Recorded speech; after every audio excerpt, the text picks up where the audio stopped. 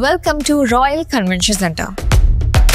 Main റോഡിൽ നിന്നും വെറും 400 മീറ്റർ അകലെയായി 3 ഏക്കറിൽ വളരെ മനോഹരമായ അന്തരീക്ഷത്തിൽ 58,000 സ്ക്വയർ ഫീറ്റ് വലുപ്പത്തിൽ 700-ലധികം സീറ്റുകളുള്ള വിശാലമായ മാരേജ് ഹാൾ.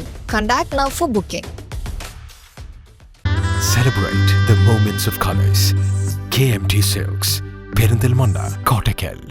പെട്രോളിയം ഉൽപ്പന്നങ്ങളുടെ വിലവർധനവിനെതിരെ പട്ടാമ്പിയിൽ CITU-വിന്റെ പ്രതിഷേധം. പട്ടാമ്പി ഓറിയന്റൽ ഇൻഷുറൻസ് ഓഫീസിലേക്ക് മാർച്ച് നടത്തി.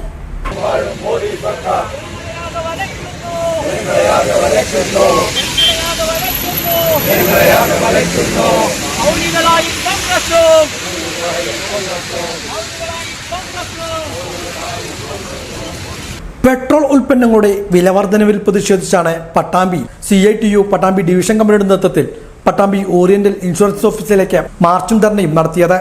നിരവധി പ്രവർത്തകർ സമരത്തിൽ അണിനിരന്നു. തുടർന്ന് നടന്ന ധർണ CITU ജില്ലാ ജോയിന്റ് സെക്രട്ടറി NP വിനയകുമാർ ഉദ്ഘാടനം ചെയ്തു.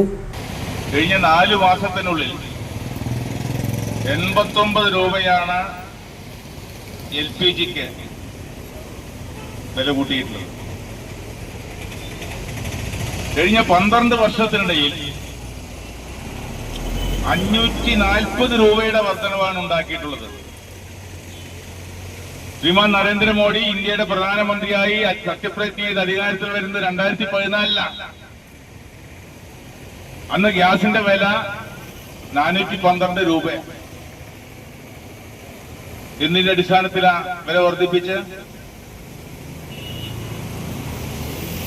2004-ൽ മൻമോഹൻ സിംഗിന്റെ നേതൃത്വത്തിലുള്ള 1ാം UPA ഗവൺമെന്റ് അധികാരത്തിൽ വരുമ്പോൾ 1 ലിറ്റർ പെട്രോളിന്റെ രാജ്യത്തുള്ള വില 33 രൂപ 75 പൈസ.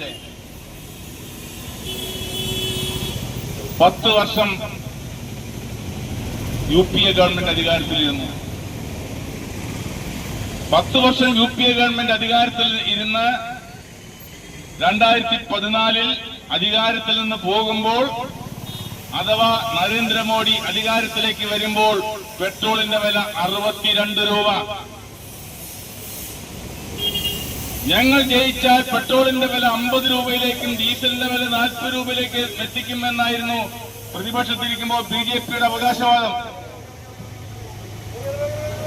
ആ 62 രൂപയുണ്ടായിരുന്ന ഡീസലിൽ നിന്ന് പെട്രോളിന് ഇന്ന് 115 രൂപ കൊടുക്കണം.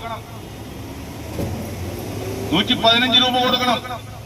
ജില്ലാ കമ്മിറ്റി അംഗം TV ഗിരീഷ് അധ്യക്ഷനായിരുന്നു. ഡിവിഷൻ വൈസ് പ്രസിഡന്റുമാരായ PC Vasu, M Ramachandran, C Mukesh, joint secretary T Shaji, T Krishnadas, PP Ramachandran തുടങ്ങിയവരും പങ്കെടുത്ത് സംസാരിച്ചു.